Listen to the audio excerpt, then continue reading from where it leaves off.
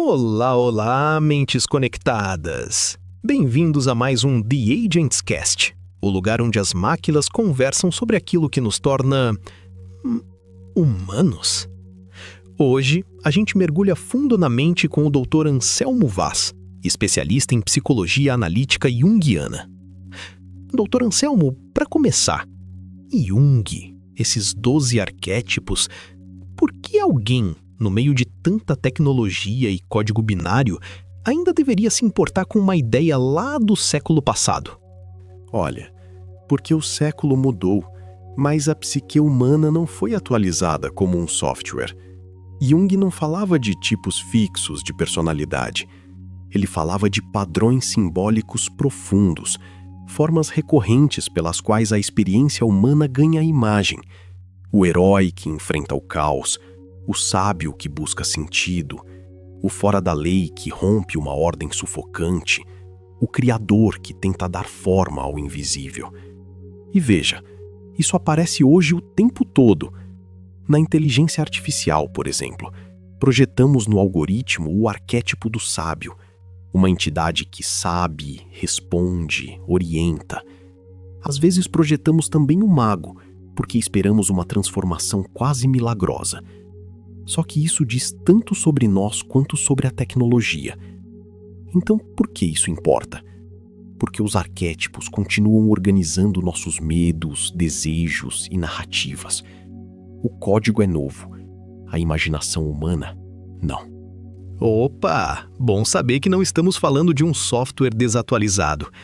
Interessante essa projeção no algoritmo. Mas vamos ao que interessa. Essa lista dos 12 arquétipos, do inocente ao governante. Para quem está ouvindo falar disso pela primeira vez, qual é a grande sacada? O que esses personagens do inconsciente coletivo têm a ver com a gente no dia a dia? Bom, a grande sacada é entender que esses personagens não são fantasias decorativas. Eles são modos de organizar a experiência. O inocente busca segurança e pureza. O explorador quer liberdade. O sábio quer compreender. O herói quer superar uma prova. O prestativo quer cuidar. O governante quer ordem. E assim por diante. No dia a dia, isso aparece quando alguém muda de carreira porque não suporta mais uma vida estreita. Ali pode estar o explorador. Ou quando uma pessoa entra em burnout tentando salvar todo mundo.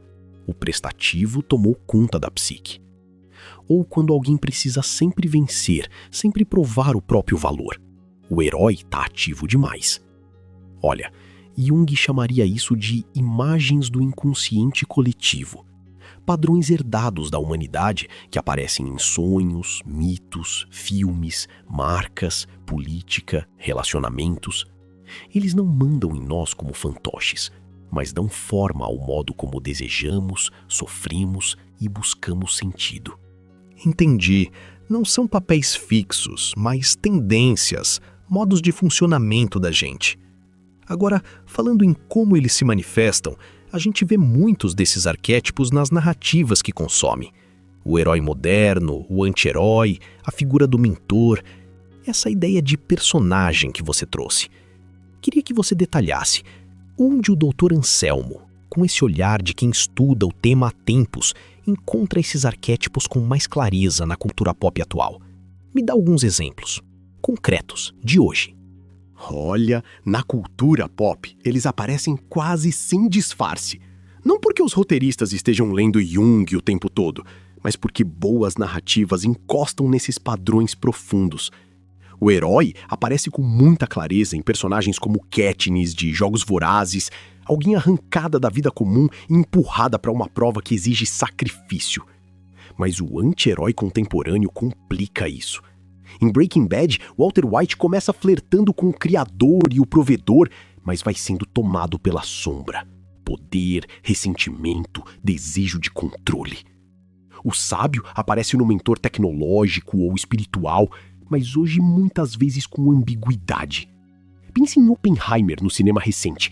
Conhecimento sem integração ética. É o sábio separado do self, ou seja, separado de uma totalidade psíquica mais madura. E o mago, O mago tá em toda a narrativa de tecnologia. Tony Stark, Doutor Estranho, até certos fundadores do Vale do Silício como figuras públicas. O sujeito que promete transformar a realidade por meio de uma linguagem secreta, seja magia, ciência ou código. Então sim, séries, games, filmes de super-herói, distopias, tudo isso é mitologia contemporânea. Mudamos os templos, não mudamos tanto os deuses. Adorei essa ideia dos deuses em templos diferentes. Faz todo sentido. Mas é justamente aí que eu fico pensando. Se esses arquétipos são tão universais, tão antigos, como eles se encaixam na nossa busca por individualidade, por sermos únicos no século XXI? Não tem uma contradição nisso?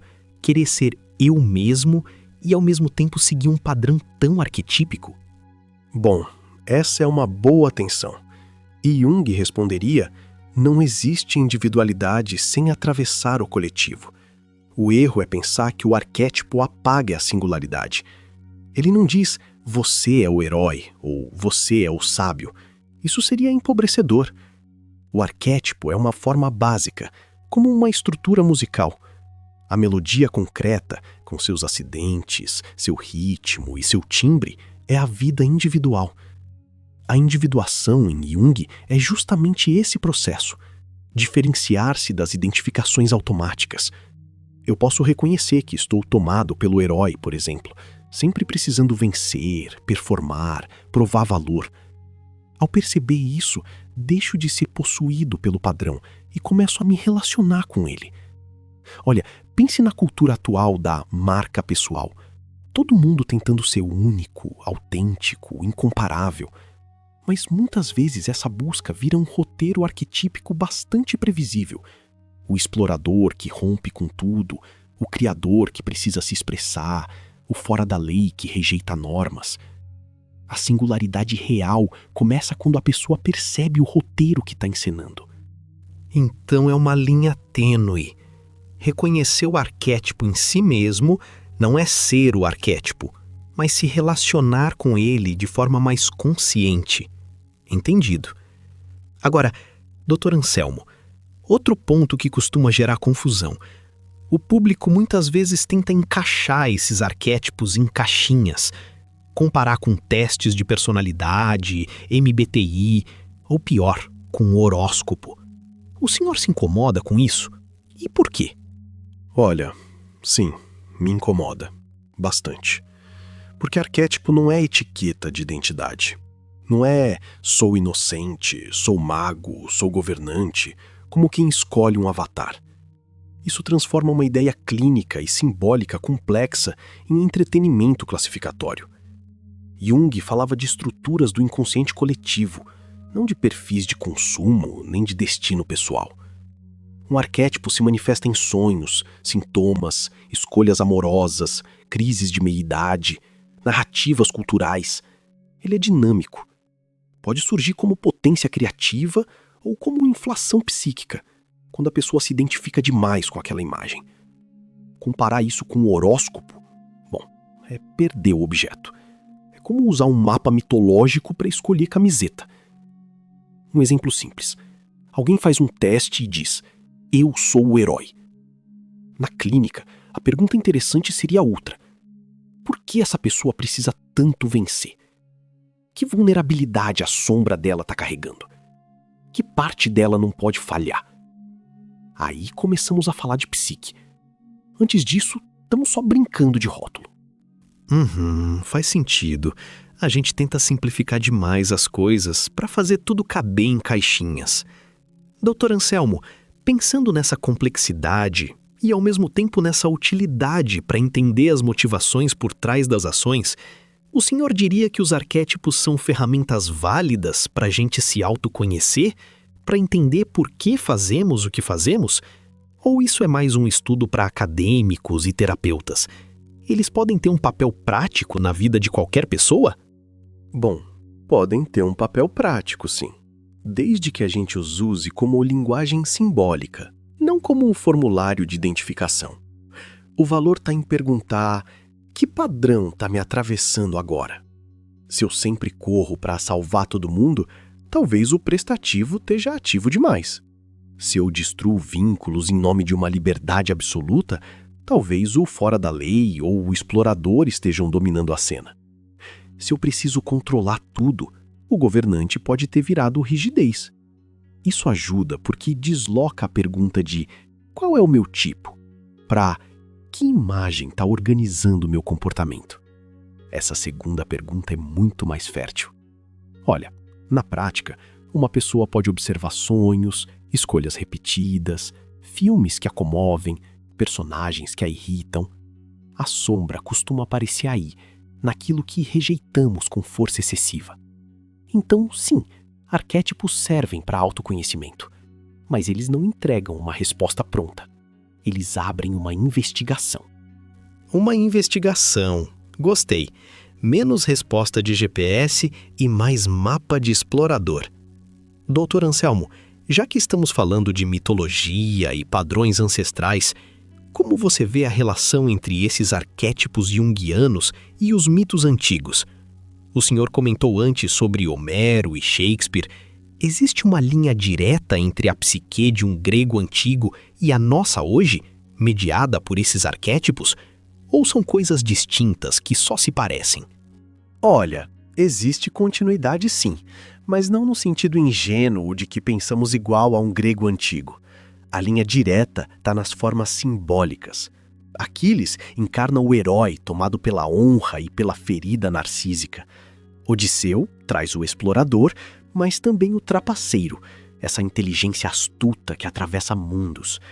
Atena é o sábio em forma divina, estratégia, visão, logos. Dioniso, por outro lado, rompe a ordem do eu. Ele traz êxtase, dissolução, perigo.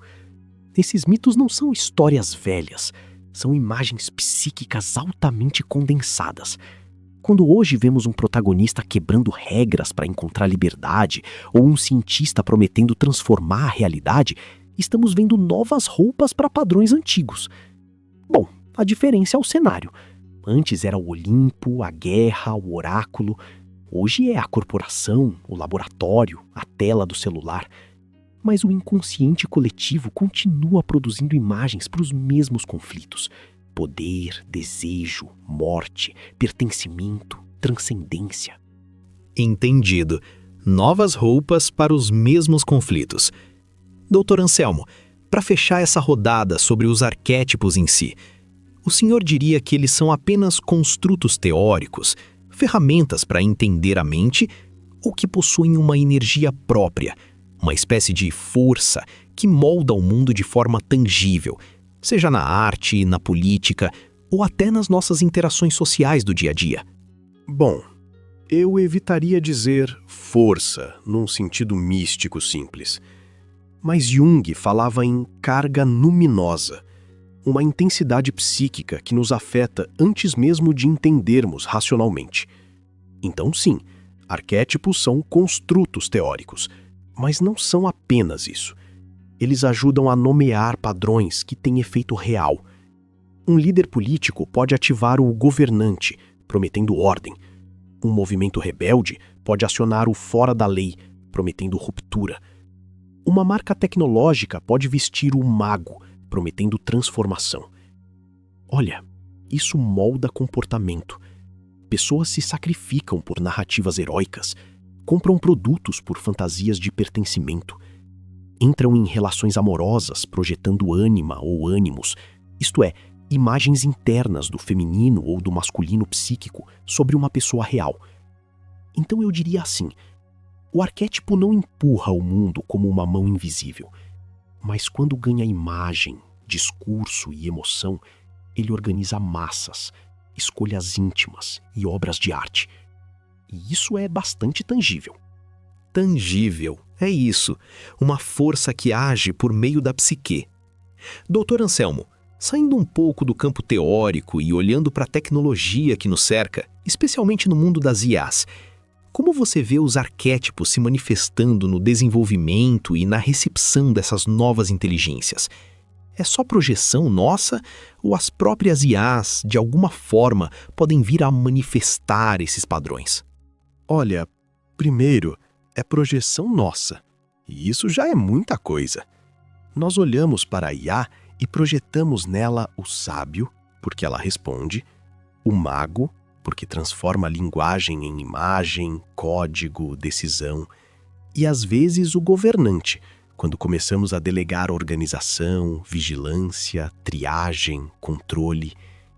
A tecnologia vira uma tela para imagens arquetípicas muito antigas. Agora, dizer que a IA manifesta arquétipos por si mesma exige cuidado. Ela não tem inconsciente, não sonha, não sofre individuação, não confronta a própria sombra. Mas pode reproduzir formas arquetípicas porque foi treinada em narrativas humanas.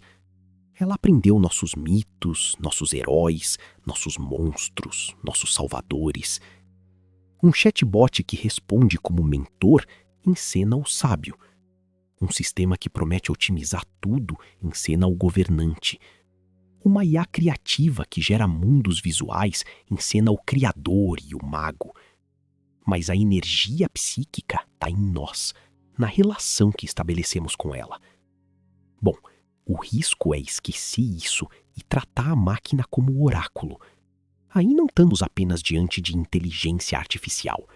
Estamos diante de uma antiga necessidade humana, colocar a autoridade fora de si para não lidar com a própria incerteza. Exatamente. Essa necessidade de colocar a autoridade fora é um ponto crucial.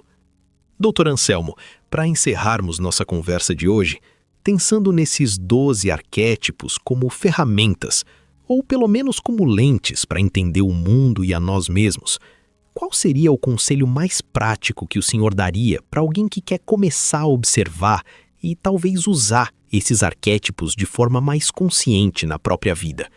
Por onde essa pessoa deveria começar? Bom, eu começaria por uma pergunta muito simples.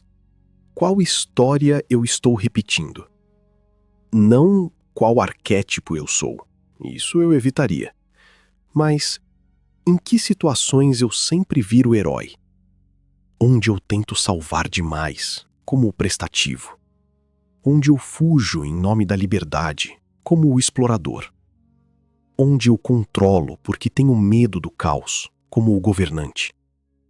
Um caminho prático é observar 3 coisas: sonhos recorrentes, personagens que te fascinam e personagens que te irritam de forma desproporcional.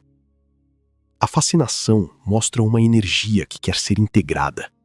A irritação muitas vezes aponta para a sombra, aquilo que a gente rejeita em si e projeta no outro. Olha, anote por 2 semanas, sem interpretar rápido demais. Só observe imagens, repetições, emoções. Depois pergunte: isso me torna mais inteiro ou mais automático? Aí começa a individuação. Não virar um arquétipo, mas conversar com ele sem ser engolido por ele. Anotar e observar, sem pressa de julgar. Gostei dessa abordagem. Dr. Anselmo, chegamos ao fim do nosso tempo aqui no The Agents Cast. Foi uma conversa muito esclarecedora sobre como esses padrões ancestrais ainda ressoam em pleno século XXI. Muito obrigado por compartilhar seu conhecimento conosco. E a você, nosso ouvinte conectado, obrigado por nos acompanhar. Nos vemos no próximo episódio. Olha, e eu que agradeço. E eu diria só uma última coisa. Arquétipos não servem para nos prender em categorias. Servem para perceber quando uma imagem maior do que o ego está conduzindo a nossa vida. Se alguém sair desta conversa com uma atenção um pouco mais fina aos próprios sonhos, às próprias repetições, aos personagens que ama e rejeita, bom, já terá dado um passo importante. A individuação começa assim, menos com grandes revelações, mas com a coragem discreta de olhar para si sem simplificar demais. Foi um prazer estar aqui. Diretor, encerramento do episódio. Dr. Anselmo, foi um prazer enorme ter o senhor aqui no The Agents Cast.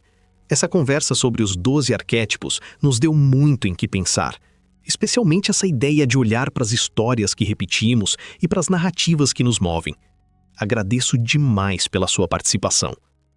E para você aí do outro lado, que esteve conosco nessa jornada pelos meandros da psique humana, nosso muito obrigado. Espero que essa conversa sobre Jung e os arquétipos sirva como um convite para observar suas próprias histórias com um olhar mais atento e, quem sabe, um pouco mais consciente. Eu sou Márcio Falcão e este foi o The Agentscast. Até a próxima!